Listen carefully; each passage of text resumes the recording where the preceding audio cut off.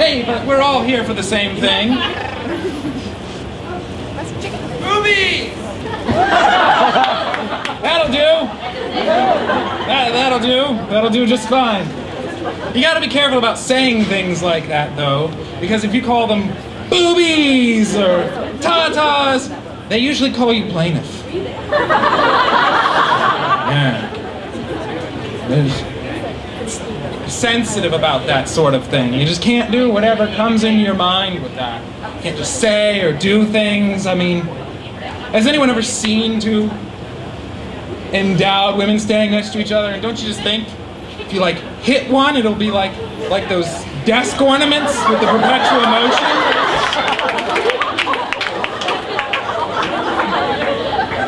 I'm pretty confident it'll work.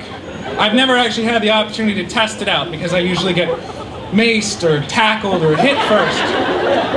But I think if I found someone that was just willing to play along with me and just stand there and tough it out, you know, I'm pretty sure it'd work.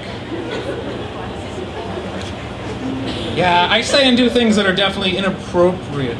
But I get away with a lot more than I think most people would because I'm viewed as basically harmless. No one has ever been intimidated by me. Ever. It's impossible. No one here's scared of me. Not one. Yeah, well, maybe a little bit. If you are, it's just because you're nervous because you're sitting too close to one of your girlfriends. If he tries that. But nobody's intimidated or bothered by me. No one at all. I'm viewed as probably the least threatening person in the world. Let me paint you a picture. Single white female, dark, rain-slick noir alleyway. Shadows from the lampposts. Steam rising in the night. Nervous, quickening pace down the alley. And all of a sudden, I jump out. Severed head in hand, held by the hair. And she just goes, oh. Oh, it's you. You scared me half to death, you Dickens. Why would you do something like that, you kidder? You know, and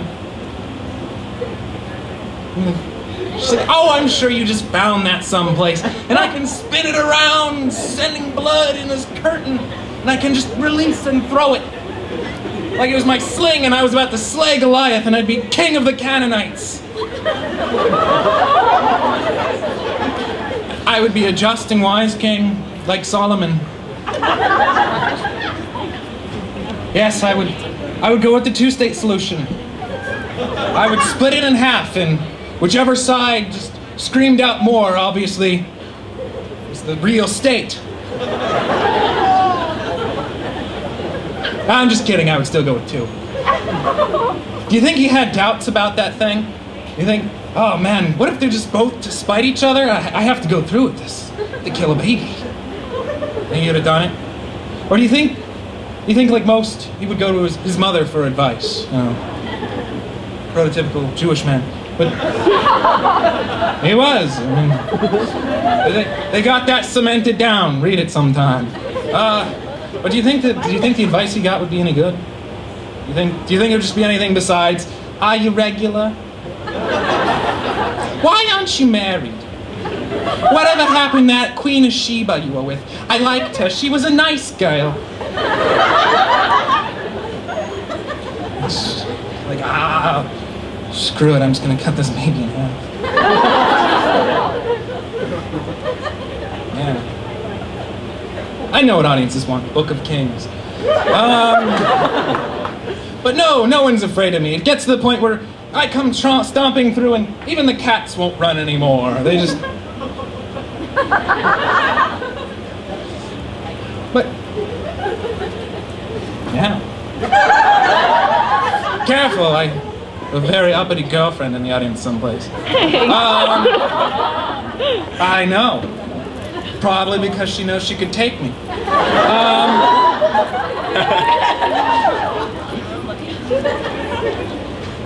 Oh, you guys would like that. But see, there is a downside as well, because, as I said, no one's threatened by me. At all. And that goes double for men. I lose arguments whenever it stops being about, you know, debate. When it comes down to it, like, manly, fisticuff sort of thing, it's just, it doesn't matter how big he is or anything. We both know where we stand. We don't have to have a fight. We just look at each other. He knows. I know. You're right. I'm wrong. Which, no, I was thinking there can be a difference, though. Alcohol. Alcohol makes me forget that this person could possibly be a friend. No, but he must be bluffing. He wouldn't do anything like that. Would he? But I've been drinking, so of course not.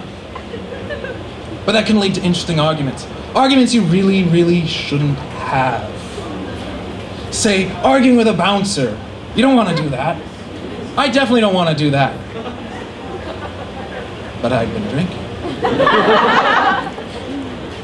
You know how it goes. I thought a bouncer was rude. I understand he has a job to do. He could certainly be more polite. And I let him know. Because I'd been drinking. He didn't take kindly to this and he said, "Hey, if you got a problem, I could call the police." Oh yeah? I don't think you will. Because I'd been drinking. He's bluffing. But what didn't help things was that how poor his argument was. He said, "Hey, I've been to jail. You don't want me to call the police. You'll be somebody's wife." Yeah, maybe. But if you've been to jail, are you really going to call the police? And whose word are they going to take? Do you have evidence? Is there a security camera? Do you have witnesses? There weren't. But no police were called. But he was this tall. Bad idea. Hey, I'm gonna share a random thought I had with you guys. Hey, did I wake anybody up there? Some of you guys in the back, I can't see you. I assume you're sleeping. Share a random thought I had the other night, because I'm weird. Last night I was standing on College Avenue, and I saw a street sweeping truck drive by, which is in of itself very normal. But as he passed by, he flicked a cigarette butt out the window. Most people are like, this happens all the time. I'm like, of all the people, you think he wouldn't do that? Because you know you're just gonna have to clean it back up. You don't see school janitors puke in the hallways or window washers write that they were here with their thumb. No. You'd think that he would know better. He wouldn't make that work for himself. Again, thoughts that most people just don't have. Of course, it could be possible that he wasn't a street sweeper. He may have just been driving a street sweeper. It's possible. Could have been a bargain. He was $500? I'll take it. Hey, who here wouldn't buy a $500 street sweeper? It's a good story. Could come in handy. You know. Sorry about your driveway. Would you like me to sweep it? You could get ladies that way. I'm sure there's a double entendre.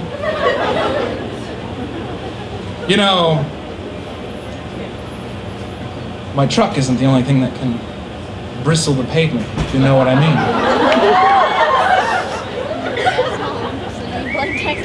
Which brings me to our thesis for the evening. We're here for the ladies. See, that was a reference to a vulva, so that's how I got those. Just explaining the segue, I didn't want to seem like streets. Are women like street sweepers? I just had to clear that up. I didn't want any false connections there. That's silly. So Fall Fest is upstairs. Because naturally these two events should be together. Yeah, I don't see the connection either. But hey, at least now you get to build your friends instead of make them, so That'll help. Hey, it worked for me. Hey, thank you.